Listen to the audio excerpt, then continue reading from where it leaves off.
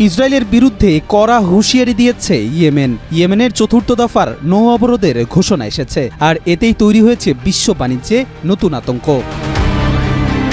গাজায় ইসরায়েলের চলমান আগ্রাসন, গণহত্যা ও অবরোধের প্রতিবাদে সামরিক প্রতিরোধ জোরদার করার ঘোষণা দিয়েছে ইয়েমেন। এক বিবৃতিতে ইয়েমেনের সশস্ত্র বাহিনীর মুখপাত্র ব্রিগেডিয়ার জেনারেল ইয়াহিয়া সারি জানিয়েছেন, ইসরায়েল গাজায় আগ্রাসন বন্ধ না করলে তাদের বিরুদ্ধে চতুর্থ পর্যায়ে নৌ অবরোধ শুরু হবে এবং সামরিক হামলা আরও তীব্র করা হবে।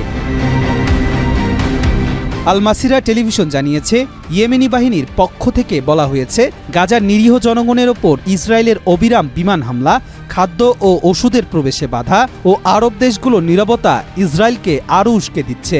এই পরিস্থিতিতে ইয়েমেন একমাত্র নৈতিক ও মানবিক দায়বদ্ধতা থেকে প্রতিরোধ চালিয়ে যাচ্ছে।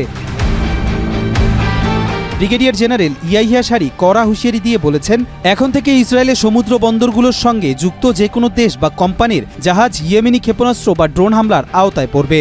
এই জাহাজগুলো যে দেশেরই মালিকানাধীন হোক না কেন, ইয়েমেনি সশস্ত্র বাহিনী সেগুলোকে বৈধ লক্ষ্যবস্তু হিসেবে বিবেচনা করবে।